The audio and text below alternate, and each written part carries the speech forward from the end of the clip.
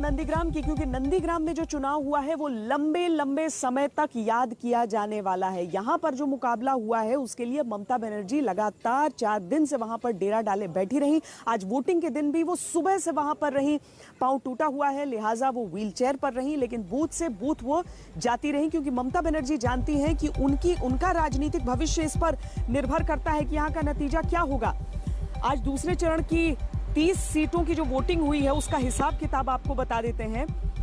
करीब 80% वोटिंग हुई है, पहले चरण से कम है। पहले चरण में 84% वोटिंग हुई थी लगभग। आमतौर पर बंगाल में औसतन इतनी ही वोटिंग होती है। 2016 के चुनाव में भी औसतन 83% वोटिंग हुई थी, इसीलिए मतदान प्रतिशत से बहुत ज्यादा चुनावी मायने नहीं निकाले जा सकते हैं। लेकिन नंदीग्राम में वोटिंग की तस्वीर देखना जरूरी है, क्योंकि यहाँ पर ममता बनर्जी हो या शुभेंदु अधिकारी हो, दोनों नेताओं ने सब कुछ दांव पर लगा दिया था।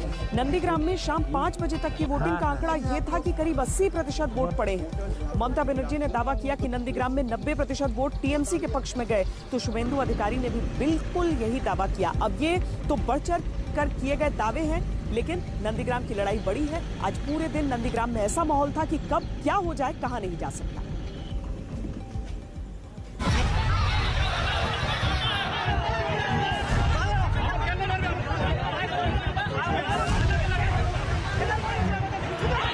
The Home Minister himself is instructed the CRPF, BSF and other Jawans. We are proud of them. They are giving instruction to help only BJP and to help the BJP goons. This area also you have seen all the outsiders. And my election commission, I do not know what to say. I'm sorry. I apologize to my election commission for their silence. For their total silence. So many letters we have given, but absolutely one-sided they are supporting the BJP candidates.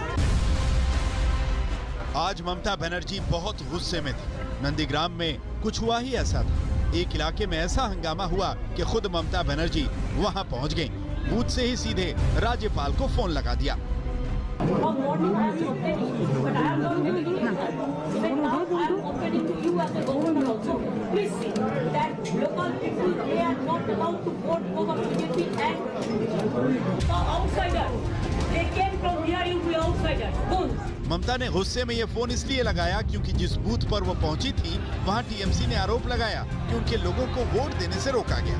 ममता वहां पहुंची तो माहौल और गर्म हो गया। जब यहाँ वोटर जो है उसको घर से हुमकी दे रहा है, बोल रहा है अगर तुम वोट अगर बीजेपी को नहीं तृणमूल को दोगे तो तुम्हारा घर जला देंगे, तुम्हारा घर तोड़ देंगे, तुमको जान से मार देंगे। सुबह से सर छप्पा बोर्ड मार रहा है। सुबह 6 बजे से अभी टाइम क्या हुआ, अभी दीदी आया 1 घंटा, 1 बजे तक छप्पा वोट हो रहा है। ठीक है, वोट कहीं भी नहीं, जो भी आ रहा है उसको बोला आपका वोट हो चुका है, आप निकल जाओ। ममता बनर्जी एक स्कूल में बने बूथ के अंदर थी और बूथ के बाहर जबरदस्त हंगामा हो रहा था।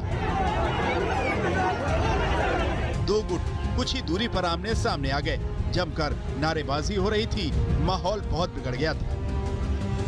कोशिश ये की जा रही है कि लोगों से बातचीत करके उन्हें समझा बुझा के पीछे किया जाए, क्योंकि मुख्यमंत्री की भी सुरक्षा का मामला आ जाता है और बूथ के इर्द गिर्द आप इतनी बड़ी तादाद में लोगों को नहीं आने देना चाहते। ये भी गड़बड़ियों के आरोप लगा रहे हैं कि जिनके नाम नहीं थे वो नाम कैसे शामिल हो गए, और दूसरे पक्ष से भी आरोप लगाए जा रहे हैं कि दरअसल उनके पहुंचने से पहले उनके वोट डाले गए हैं। एक गुट शुभेंदु अधिकारी के समर्थकों का था, दूसरा गुट ममता के समर्थकों का। बूथ के ठीक बाहर दोनों तरफ से नारेबाजी हो रही थी, दोनों तरफ से लोग गुस्से में थे। तो इस गांव में जो एक पोलिंग बूथ है जिसे लेकर पूरा हंगामा यहां पर चल रहा है, एक तरफ यानी इस तरफ आप देख रहे हैं ये भारतीय जनता पार्टी के समर्थन में ये लोग यहां पर मौजूद हैं और ये अपनी तरफ से बार बार ये मांग कर रहे हैं कि ममता बनर्जी यहां पर है। ये नारेबाजी, अब इसमें आप राजनीति ढूंढिए या फिर सांप्रदायिकता ढूंढिए, लेकिन नारे यहाँ पर ये लग रहे हैं और ये मुख्यमंत्री के सामने विरोध करना चाहते हैं इस बात का कि क्यों अल्पसंख्यक समुदाय के जो लोग जिनके नाम नहीं थे इसमें वोटर आईडी में, वो क्यों यहाँ पर वोटिंग के लिए आए। बीच के हिस्से में ममता बनर्जी हैं जहाँ पर बूथ है, और दूसरा छोर जो है वहाँ पर वो टीएमसी के समर्थक वहाँ पर मौजूद हैं। ये नंदीग्राम में बहुत दूर दराज का बोयाल इलाका है। जहां वोटिंग के दिन सुबह से ही तनाव था, लेकिन दोपहर बाद स्थिति बेकाबू होती दिखी। बड़ी संख्या में केंद्रीय बल ना होते तो पता नहीं क्या होता। अब देखिए ये है सिचुएशन बाहर। अभी तक वो लोग जो लोग वोट नहीं दे पाए हैं कह रहे हैं, वो अभी भी वहां पे खड़े हैं। ठीक है, ये एक कम्युनिटी से बिलोंग करते हैं, मुस्लिम संप्रदाय से हैं, और वो बार बार यही आरोप लगा रहे हैं कि उनको वोट डालने नहीं दिया गया है। सुबह से आरोप सीधा बीजेपी के ऊपर है। एक समुदाय बार बार यही कह रहा था कि उन्हें वोट नहीं देने दिया गया, सुरक्षा बल उन्हें रोक रहे हैं। इन्हीं शिकायतों पर दोपहर को ममता बनर्जी बायोल के इस बूथ पर पहुंच गईं। काफी देर तक वो बूथ में ही व्हील चेयर पर बैठी रहीं। उन्होंने बूथ के अधिकारियों और सुरक्षा बलों से बात की, लोगों को वोटिंग से ना रोकने को कहा। जब बाहर निकली तो चुनाव आयोग और गृह मंत्री पर गुस्सा उतारा। इलेक्शन डे वो क्या करेगा बेचारा? वो लोग तो सेंट्रल फोर्सेस है, हम उसको लिए I am proud of them, हम उसको हमारा ब्रदर सिस्टर मानते हैं, लेकिन वो तो होम मिनिस्टर इंस्ट्रक्शन दिया है। क्यों इलेक्शन कमीशन होम मिनिस्टर का इंस्ट्रक्शन सुनेगा? और इलेक्शन का अंदर में अगर वो शाउटिंग स्लोगन चले, पब्लिक को गांव से नहीं आने दे, तो किसका गलती है? इलेक्शन कमीशन का बैड नेम नहीं हो रहा है। हम तो चाहते हैं इलेक्शन फ्री एंड फेयर हो। हम सेशन का टाइम में देखा, हम सेशन का टाइम में देखा, हम पुलिस का टाइम में देखा, हम और भी बहुत सारे था जो इलेक्शन कमीशन ऐसा खराब इलेक्शन हम कभी नहीं देखा। Whatever you try, BJP will not win the election. Even Nandigram, I am telling you, 90% vote Trinamool Congress will win. The other parts also. Mamata Banerjee की तीखी बातों का जवाब बीजेपी से भी आया। जो लोग बूथ कैप्चर नहीं कर पाए वही शिकायत कर रहे हैं। ममता बनर्जी सिर्फ ड्रामा कर रही हैं। पर वो जैसे बैठ गई है बूथ पर जाकर कह रही है वो नाटंकी ड्रामा, पूरा इलीगल काम की।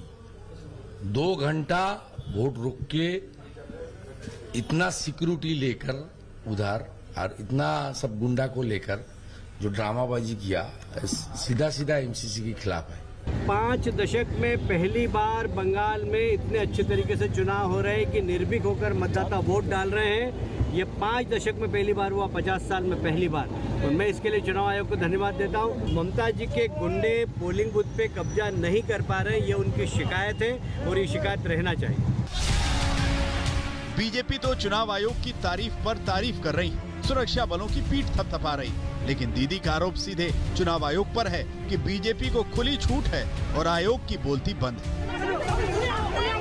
नंदीग्राम से श्वेता सिंह और इंद्रजीत कुंडू के साथ अनुपम मिश्रा, आज तक।